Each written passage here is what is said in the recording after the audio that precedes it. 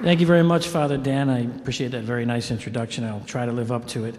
As a Renaissance man, I could do these introductions in 5 different languages, but I'll choose to do it in English for you tonight. I'll keep it slow. Thanks. To reiterate, to echo what Dan, Father Joyce said, I'd really like to thank St. Joe's University for including this sort of an event on their docket this year. I really believe this is a unique event to bring together these 3 people who are blogging in the Catholic world, who are really the real leading lights, if you will, in the Catholic world. It's a relatively new technology, but it is an incredibly important form of discourse and dialogue that's going on within the Catholic Church right now. And it's really touching thousands, hundreds of thousands of lives out there, opinions being spoken, news being disseminated. So it's a really important and vital part of the church. And I hope tonight we'll have a really sort of a really organic and vibrant discussion, and then some questions from you all in the audience. This is a new idea. I'd also like to thank my fellow panelists who all called me up, except for Amy last week, and asked me what should they wear. And I said, well, it's the internet. We're pretty casual. So they showed up with ties and suits, and I have the open shirt and jeans. So thank you very much, Grant and Rocco, for really working for the team on that one. He's a rock star. He's got to love his job. I have a lot of chest hair I want to show off. Pardon me. I do want to sort of introduce a couple, before I introduce all of our panelists and we get into the discussion, very briefly, I think I want to just define some terms, and not because some of you people are going to be very aware of this, other folks might not be, but I want to define what a blog is for people who might not be aware. A blog is short for weblog, and we were speaking earlier this evening with some of the more expert bloggers here tonight. The technology probably came around, we believe, around 2001. And I have a friend who said he believes there's 3 types of weblogs or blogs. One is the diary type, which is where somebody will get on their blog every day and write about what they're doing and what they're feeling. The second would be news portals, where somebody will aggregate news and will give comment on news, events, and different trends going on. And the third would be the mindless rant, which I don't believe any of the people on this stage tonight hopefully are a part of, although maybe all 3 sort of play into the blogosphere at some point, right?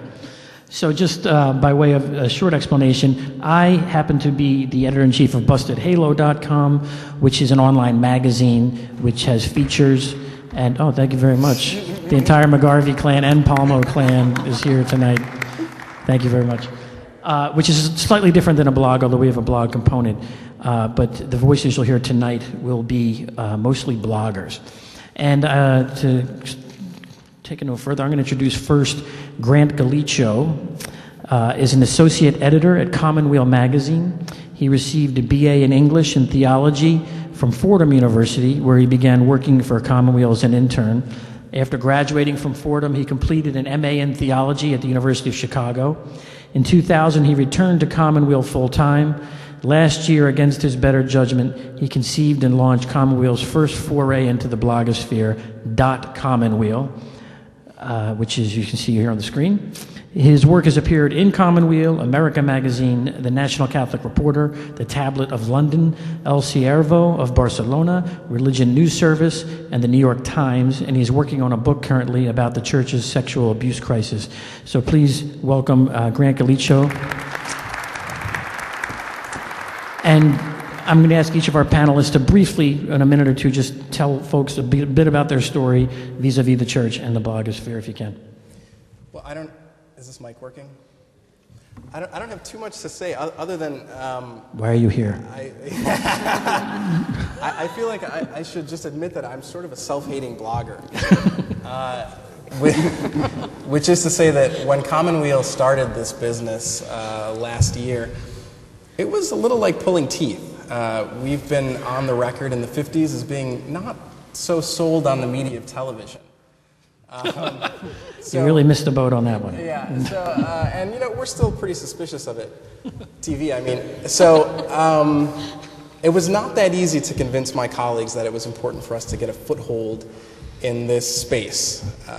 So after prodding and after printing out many pages of Amy's blog, actually, and getting Amy to write for us, which was very good of her, I finally persuaded my colleagues with the help of our consultant to put this together. So we revamped our website, called up some of our regular writers and said, hey, how would you like to write on this blog for no money at all?